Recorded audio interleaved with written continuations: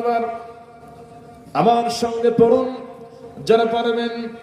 তাবারাকাল্লাযী বিয়াদিহিল মুলকু ওয়া হুয়া আলা কুল্লি শাইইন কাদির।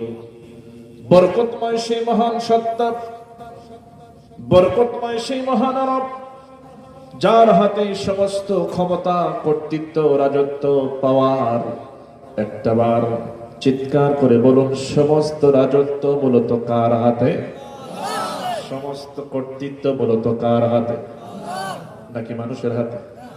না, এই কথাটাই আল্লাহ পাক এই সূরা মুলকে বলছেন, বিয়াদিহিল মুলক, রাজত্ব তার হাতে। আমার ভাইরা, আসেন আমরা আলোচনায় প্রবেশের পূর্বে আগে জানবো এই সূরা মুলকটা আলোচনা করলে পরে আর শুনলে পরে কি লাভ। আগে লাভ জানতে হবে। আচ্ছা, দুই একজন উঠে যাচ্ছেন, আমরা আলোচনা তো শুরুই করিনি। আচ্ছা, আমি অল্প সময় চেয়ে নিয়েছি। আচ্ছা, যাদের জরুরত আছে তারা যাবে, অসুবিধা নাই, আবার আসবে। দোয়া করছি তারা আবার ফিরে আসুক। এইটা আয়োজন আগামীকালকে কি থাকবে? আগামীকালকে আমাকে কি পাবেন? আগামীকালকে যদি আমার পিছনে লাখ লাখ টাকা খরচ করেন, পাওয়া সম্ভব হবে না। কারণ আগামীকাল যারা দাওয়াত দিছে ওখানে আমার হাজিরা দেওয়া লাগবে। কথা বলে ঠিক না? আল্লাহ চাহে তো এখান থেকে একদম চট্টগ্রাম, মানে দক্ষিণ চট্টগ্রাম কক্সবাজারের আগে প্রোগ্রাম আছে, সেখানে যাওয়ার নিয়ত করেছি। আল্লাহ যদি কবুল করে সেখানে যেতে হবে। তো এই যে জান্নাতের বাগান, দূর থেকে এসেছি, কিছু সময় থাকবো। যদি আমরা চলে যাই, এই রহমত বরকত থেকে তো আমরাই নিজেদেরকে ক্ষতিগ্রস্ত করছি, নিজেদেরকে বঞ্চিত করছি। এটা বুঝতে হবে মুসলমান। আসুন তাহলে এই যে সূরা মুলকটা আলোচনা করলে কি লাভ, আসুন আমরা জেনে নিই। হযরত আবু হুরায়রা রাদিয়াল্লাহু তাআলা আনহু বলেন, রাসূল করিম সাল্লাল্লাহু আলাইহি ওয়াসাল্লাম বলেছেন, ইন্না সূরাতান ফিল কুরআনি 30 আয়াতান শাফাআতান লিসাহিবিহা হাত্তা গুফিরা লাহু তাবারাকাল্লাযী বিয়াদিহিল মুলক। হযরত আবু হুরায়রা রাদিয়াল্লাহু তাআলা আনহু থেকে বর্ণিত হাদিস, রাসূল করিম সাল্লাল্লাহু আলাইহি ওয়াসাল্লাম বলেন, নিশ্চয়ই কোরআনে কারীমের ভিতরে এমন একখানা সূরা আছে যার আয়াত সংখ্যা হলো মোট 30টা। কয়টা বলেন? 30 আয়াতান, 30 আয়াত বিশিষ্ট এই সূরা। যে ব্যক্তি এই সূরা পাঠ করবে, তিলাওয়াত করবে, এর আমল করবে, আল্লাহ রাব্বুল আলামিন তাকে ক্ষমা করে দিবে। তার মানে যাদের ক্ষমা করা হবে তারাই হলো আল্লাহর জান্নাতের মেহমান। নবীজি বলছেন সেটা হলো বিয়াদিহিল মুলক। সূরার নামটা হচ্ছে সূরা মুলক। আরেকটা হাদিসের মধ্যে রয়েছে হযরত আনাস রাদিয়াল্লাহু তাআলা আনহু থেকে বর্ণিত হাদিস, রাসূল করিম সাল্লাল্লাহু আলাইহি ওয়াসাল্লাম বলেছেন, কিয়ামতের ময়দানে যখন বান্দার বিচার শুরু হয়ে যাবে, আল্লাহ রাব্বুল আলামিন হবেন বিচারক। বান্দার যখন বিচার শুরু হয়ে যাবে, এই সূরা মুলক বান্দার সাথে দাঁড়িয়ে যাবে, আল্লাহর সাথে তর্ক করা শুরু করে দেবে। হাদিসের ভাষায় এমন এসেছে, বুখারী এবং মুসলিম শরীফের সহিহ হাদিসের মধ্যে এসেছে, এই সূরা মুলক এই বান্দার সাথে দাঁড়িয়ে আল্লাহর সামনে তর্ক করবে, এমনকি ঝগড়া শুরু করে দেবে। ঝগড়া করে হলেও আল্লাহর সামনে থেকে বান্দারে ধরে নিয়ে জান্নাতে প্রবেশ করাবে। তাহলে সূরা মুলকের পাওয়ার মনে হয় খুব কম, তাই না?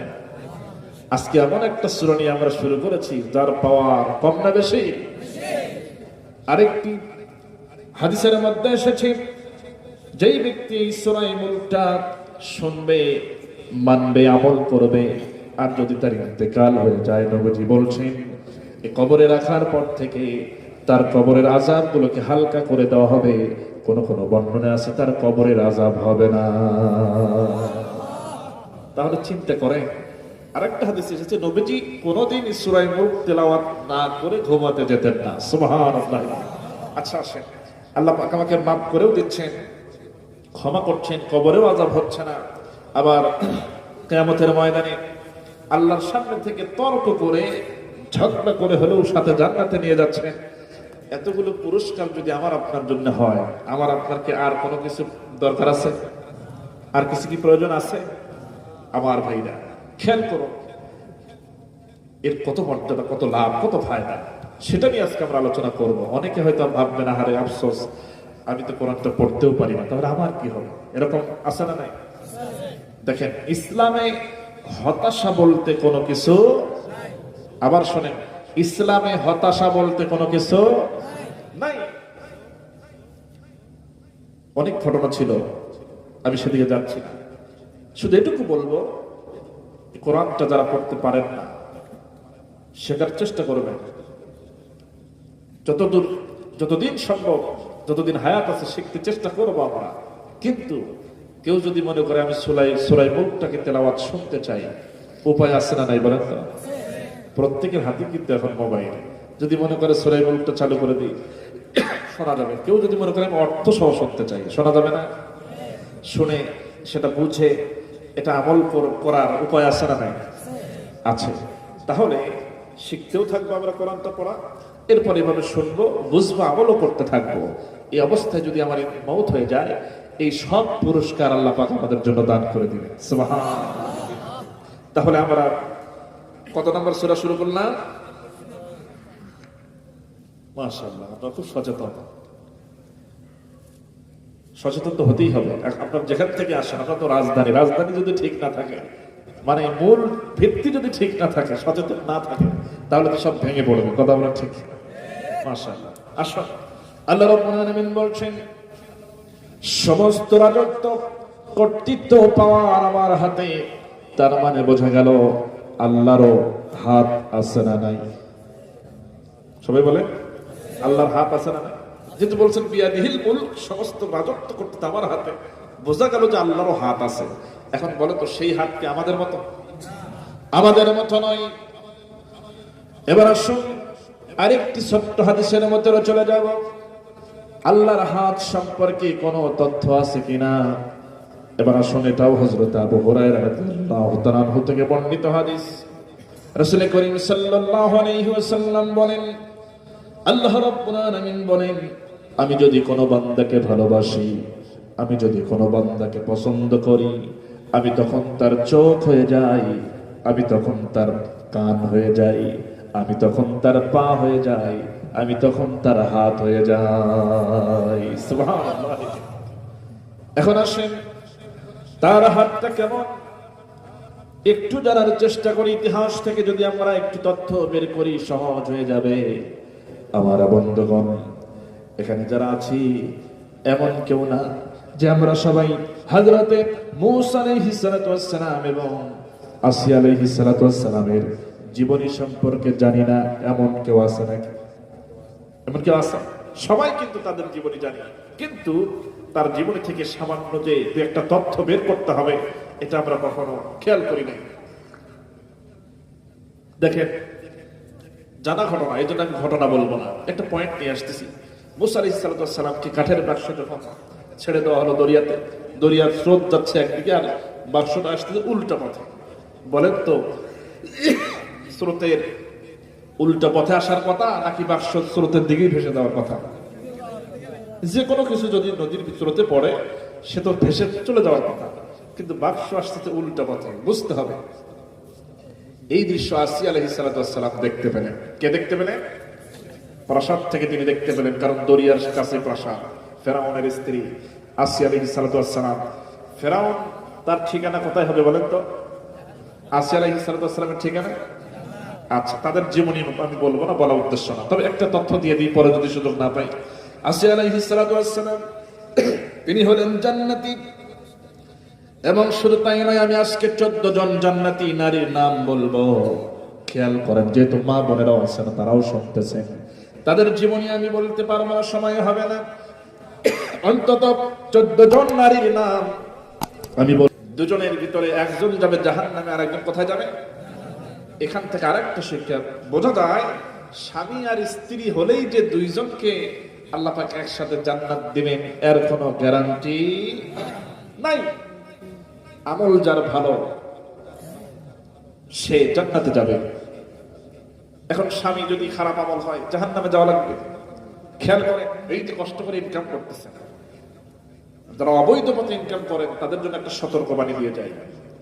আপনার অবৈধ ইনকামের টাকা নিয়ে স্ত্রী, সন্তান, পিতামাতা সবাইকে খাওয়াচ্ছেন। আচ্ছা বলেন তো, স্ত্রী আমার পাপের ভাগ নিবে না?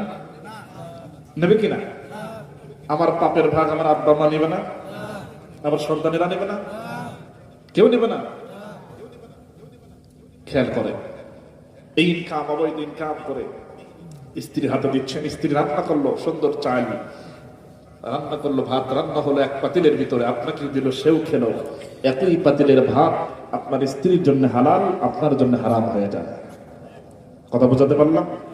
একই পাতিলে রান্না করা ভাত স্ত্রীর জন্য হালাল হয়ে গেল, স্বামীর জন্য হারাম হয়ে গেল। স্ত্রী হালাল খেয়ে জান্নাতে যাবে, আপনি হারাম খেয়ে জাহান্নামে যেতে হবে।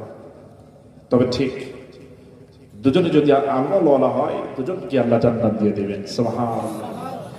আমার বন্ধুগণ, আসিয়া আলাইহিস সালাতু ওয়াস সালাম এই দৃশ্য দেখে যখন দেখলেন উল্টা পথে আসতেছে বাক্স, তিনি আশ্চর্য হয়ে গেলেন। দেখলেন তার ঘাটে জমা হয়ে গেল বাক্স। স্বামী ফেরাউনকে সঙ্গে করে নিচে নামলেন, বাক্সটা তুলে ফেললেন, খুলেও ফেললেন। খোলা মাত্রই এই বাক্সের ভিতরে সুন্দর ফুটফুটে সুন্দর একজন সন্তানকে দেখতে পাওয়া যায়। তাকে টেনে আদর করলেন, যত্ন করলেন, চুমু খেলেন, ফেরাউনের হাতেও দিলেন। ফেরাউন এটাকে মানে দিতে চাইল না প্রথমে, এরপরে নিয়ে তার পয়গম্বরের চেহারা তো আকৃষ্ট হয়ে সেও চুমা দিতে গেল।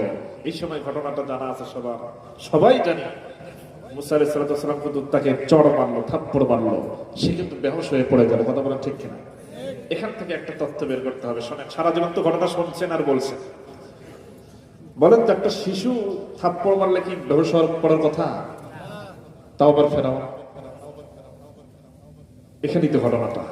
পরবর্তী সময় আল্লাহ রাব্বুল আলামিন বলছেন পয়গম্বর মুসা রে, তুমি কি ধারণা করেছো তোমার চড়মারের কারণে ফেরাউন বেহুশ হয়ে পড়ে গেছে? না, তুমি তো নিজেই ছিলে দুর্বল, তুমি নিজেই ছিলে শিশু, তুমি তো শুধু তোমার হাতটা দিয়ে নাড়া দিয়েছো। তোমার ওই হাতের সঙ্গে আমি আল্লাহ রাব্বুল আলামিনের কুদরতি হাতটাও ছিল। সুবহানাল্লাহ। তার মানে বোঝা গেল যে আল্লাহ পাক যে বলছেন সমস্ত রাজত্ব আমার হাতে, তা আমরাও বুঝলাম যে আল্লাহরও হাত আছে, সেটা হলো কুদরতি হাত। কি হাত? এখন ওই আরেকটা হাদিসে বললাম, আল্লাহ বলছেন আমি যখন কাউকে ভালোবাসি কারো হয়ে যাই, আমি তার চোখ হয়ে যাই, কান হয়ে যাই, পা হয়ে যাই, হাত হয়ে যাই। এখানে মুসা আলাইহিস সালামের হাত আর মুসা আলাইহিস সালামের হাত নাই, এটা কার হাত হয়ে গেছে? আল্লাহর কুদরতি হাতে পরিণত হয়ে গেছে। এবং এই কারণে থাপ্পড় মারার কারণে ফেরাউন বেহুশ হয়ে জমিনে গিয়ে পড়ে গেছে। পৃথিবীর সমস্ত স্বৈরাচার ফেরাউনদের মতো যারা আচরণ করবে, নমরুদের মতো স্বৈরাচারী আচরণ যারা করবে, জনপদের উপর অত্যাচার জুলুম চালাবে, তাদের শিক্ষা নেওয়া দরকার। আল্লাহ পাক যেমন ফেরাউনকে থাপ্পড় মেরে বেহুশ করেছেন, তোমাদের শিক্ষা নিতে হবে। তোমরা যদি জনপদের উপর অত্যাচার নিপীড়ন চালাও, অন্যায়ভাবে মানুষের অধিকার হরণ করো, তাহলে আল্লাহ পাকের কুদরতি হাত দিয়ে থাপ্পড় মেরে জমিন থেকে বিদায় করে দেবে। কথা বলেন ঠিক না? আল্লাহ পাকের সেই কুদরতি হাত এখনো আছে না নাই? আমার বান্দা, পরের আয়াতের অংশে আসেন, দেখেন ওহু আলা কুল্লি শাইইন কাদির, তিনি সকল কিছুর উপরে সর্বশক্তিমান। সুবহানাল্লাহ। এতে কি কোনো সন্দেহ আছে?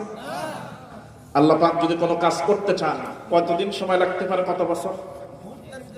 মাশাআল্লাহ, দেখছেন জবাব? এটাই তো প্রকৃত মুমিনের জবাব। সুবহানাল্লাহ বলে। কোরআন বলছে ইন্নামা আমরুহু ইযা আরাদা শাইআন আইয়াকুলা লাহু কুন ফায়াকুন। সুবহানাল্লাহ। আল্লাহ রাব্বুল আলামিন যদি কোনো কিছু করার ইচ্ছা পোষণ করেন, তিনি শুধু আদেশ করবেন, বলবেন কোন হয়ে যাও, সঙ্গে সঙ্গে তা হয়ে যাও। সময় লাগে না? আমরা এই দেশের পরিবর্তন নিয়ে কত বক্তব্য শুনতেছি, বলতেছি, অবশ্য কিছু কিছু জায়গায় একটু অতিরঞ্জিত হয়ে যাচ্ছে। মানে স্বৈরাচার পালাইছে, পতন হয়েছে, মানে এগুলো বলতে বলতে ফেনা উঠে যাচ্ছে। এগুলো তো আসলে এত অধিক পরিমাণে বলা ঠিক নয়, আবার ছাড়ও দেওয়া যাবে না। কারণ অন্যায়ের বিরুদ্ধে প্রতিবাদ যদি না করে কেউ, হাদিসে এসেছে সে হচ্ছে টাটকা বোবা শয়তান। কথা বলা ঠিক না? এই জন্য অন্যায়ের বিরুদ্ধে বলার দরকার আছে না? এখন এই যে পরিবর্তন এই জমিনে আল্লাহ পাক দিয়েছেন, যুব সমাজ তথা ছাত্র সমাজকে কেন্দ্র করে, এটা পরিকল্পনা কার ছিল বলেন তো? আল্লাহ পাকের পরিকল্পনা ছিল দুনিয়ার এই বান্দারা যারা জুলুম করেছিল, যারা চেয়েছিল দমন করতে এই যুব সমাজ, ছাত্র সমাজকে, তাদের ধারণা ছিল আর মনে হয় কেউ তাদের সামনে দাঁড়াতে পারবে না, এটা তাদের ধারণা। কিন্তু আল্লাহ পাক তো পরিকল্পনা আগেই নিয়ে রেখেছে। আল্লাহ পাকের পরিকল্পনা যে সফল হবে এতে কোনো কি সন্দেহ আছে? আল্লাহ পাক প্রমাণ করে দেখিয়েছে। হ্যাঁ, কিছু জীবন, কিছু শাহাদাত নজরানা দিতে হয়। তাছাড়া আল্লাহ জালিমের জুলুম থেকে রেহাই দেন না, জালিমকে বিদায় করেন না এমনি এমনি না। কিছু রক্ত, কিছু জীবন এর জন্য দিতে হয়। 1,500 থেকে 2,000 জীবন চলে গেছে, তাজা প্রাণ চলে গেছে। আমার ছাত্র ভাই, যুবক ভাইরা শাহাদাতের অমেয় পানি সুধা পান করেছেন, এবং নারী, পুরুষ, শিশু, বৃদ্ধ সবাই এখানে শামিল ছিল। যার কারণে এই শহীদি তামান্না নিয়ে যখন অন্যায়ের বিরুদ্ধে, জুলুমের বিরুদ্ধে যখন বান্দা প্রতিবাদ করে, আল্লাহ পাক তখন তাদের সাহায্য করে, জালিমের জুলুম থেকে জমিনকে মুক্ত করে দেয়। সুবহানাল্লাহ। অতএব আমাদেরকে ভালো করে মনে রাখতে হবে, আবার সামনে যদি পৃথিবীর কোন শক্তিধর রাষ্ট্র হোক আর যে কোনো স্বৈরাচার হোক, আমাদের সামনে যদি অন্যায় ভাবে জুলুম করতে আসে, আমরা প্রয়োজনে শহীদ হব, শহীদ তামান্না নিয়ে তাদের সামনে রুখে দাঁড়াবো। কথা বলে ঠিক কিনা?